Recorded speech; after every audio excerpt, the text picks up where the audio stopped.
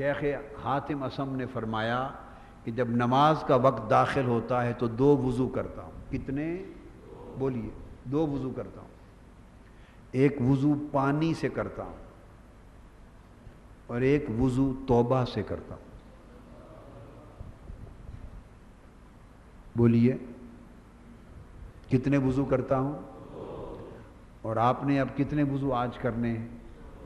اور آج کر لیں اور یہ سبق یاد رہ جائے تو اس کو سال بھر دہراتے رہیں، ہر رات دہراتے رہیں اور ہر نماز میں دہراتے رہیں، جتنا دہرا سکیں جتنا دہرا سکیں. اگر نماز ہی سنور گئی تو سب کچھ سنور گیا. تو آج کے بعد سبق جتنا بھی یاد رہ جائے اس قدر تبدیلی نماز میں آ جانی چاہیے. نماز پڑھنے میں بولیے تبدیلی آ جانی چاہیے. میں نے کیا بولا ہے؟ نماز پڑھنے میں جو نماز آج سیکھیں آج کے بعد اس نماز کو شروع کر دیں. اللہ جس قدر توفیق عطا کرے. تو فرمایا کہ ایک وضو تو پانی سے کرتا ہوں اور پانی کے دوران ایک وضو توبہ سے کرتا ہوں. اور توبہ سے وضو کرنے کے لیے آنکھیں بند کر لیں، ادھر ہاتھ دھوتے رہیں. کیا؟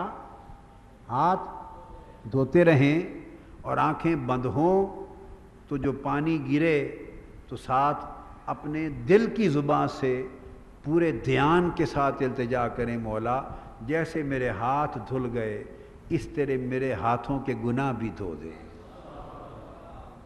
اور آئندہ میرے ہاتھوں کو گناہوں سے پاک کر دے.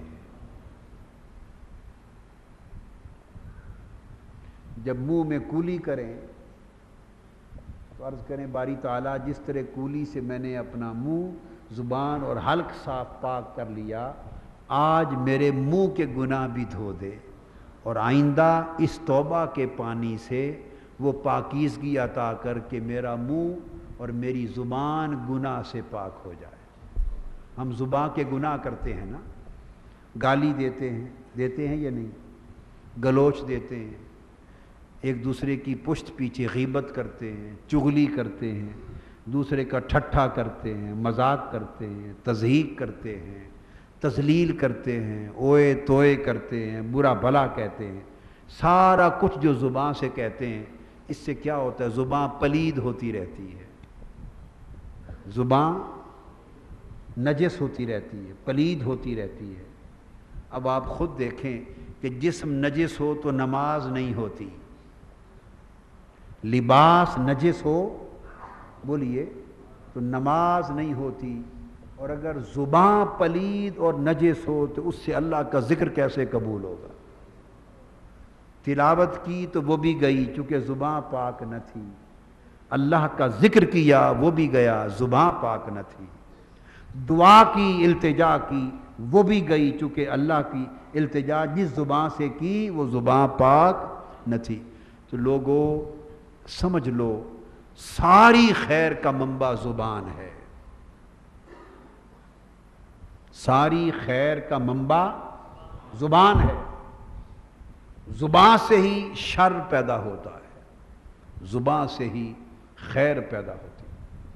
لہذا جب آپ ہاتھ دھوئیں گے تو توبہ کے پانی سے ہاتھ کو یوں پاک کر لیں کہ پچھلے گناہ ہاتھ کے معافی مانگیں، آئندہ ہاتھوں کو گناہ سے پاک کر لیں.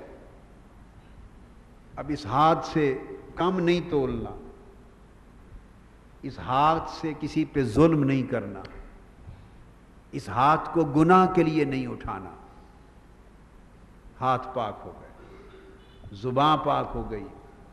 اسی طرح چہرے پر جب پانی پھیرا اور چہرے کو دھویا تو عرض کرنا ہے باری تعالیٰ اب یہ دھیان کی بات ہے، دھیان کو جتنا حاضر رکھیں گے اتنا توبہ سے وضو ہوگا، اور اگر دھیان حاضر نہیں ہوگا تو توبہ حاضر نہیں ہوگی، توبہ دور کھڑی ہوگی چونکہ دھیان ہی نہیں ہے.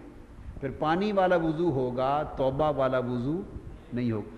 تو جب چہرے پر پانی آیا اور چہرہ دھویا تو عرض کریں گے دل کی زبان سے دھیان کے ساتھ، اپنے دھیان کی زبان سے عرض کریں گے مولا میرے چہرے کے گناہ بھی دھو دے، چہرے کے گناہ بھی، اب اس چہرے میں آنکھیں ہیں تو آئندہ آنکھیں گناہ نہ کریں، اس کسی شے کو نہ دیکھیں جس کو دیکھنا گناہ ہے،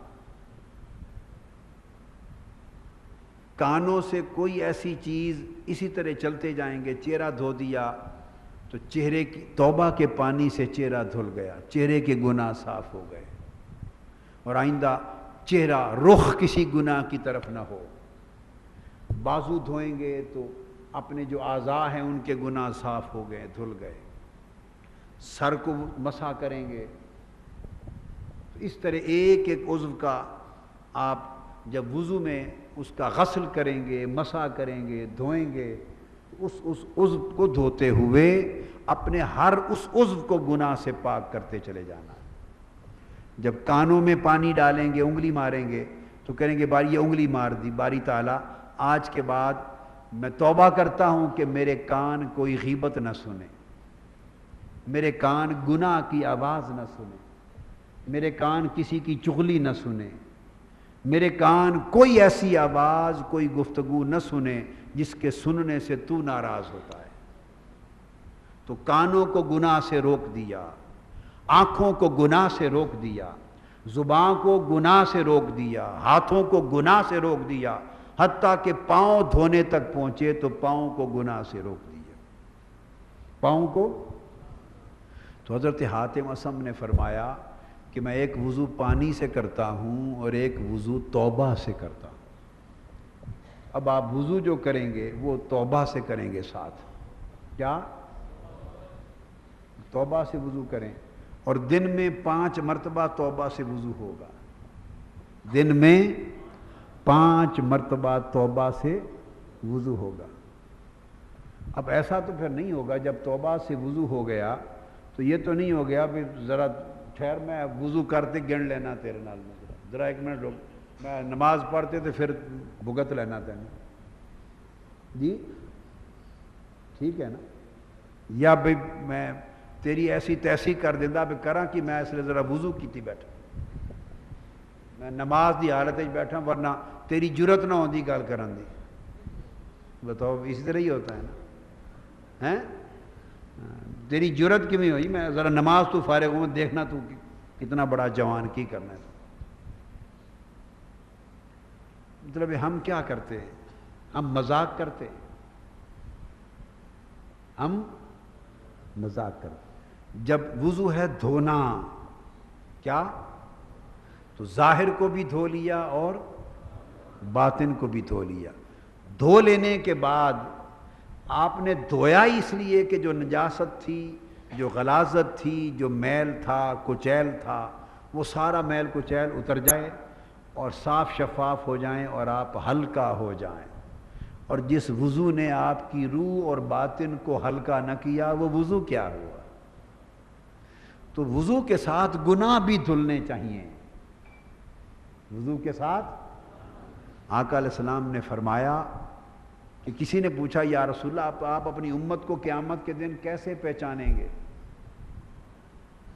کیسے پہچانیں گے؟ آقا علیہ السلام نے فرمایا میں ان کے وضو والے اعضاء سے پہچانوں گا۔ یا رسول اللہ وضو والے اعضاء کی کیا پہچان ہوگی؟ فرمایا میری امت کے لوگ جو وضو کرتے ہوں گے ان اعضاء سے نور نکل رہا ہوگا۔ تو وضو ایسا ہونا چاہیے کہ اعضاء منور ہو جائیں، بولیے وضو ایسا ہونا چاہیے کہ اعضاء منور ہو جائیں، اور یہ تب ہوگا ایسا وضو کہ جب وضو شروع کریں اور ادھر آپ کی لذت اور کیفیت شروع ہو جائے،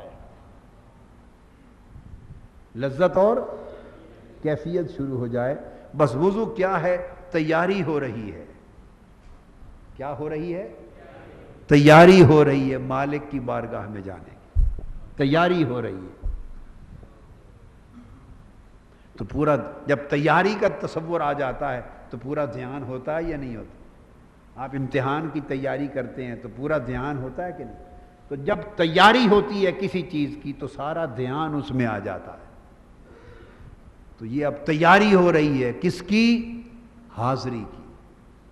کس کی؟ حاضری کی. تو سارا دھیان وضو کے اندر آ جانا چاہیے، مرکوز ہو جانا چاہیے، پوری توجہ کا وضو میں. تو تب وضو توبہ سے ہوگا.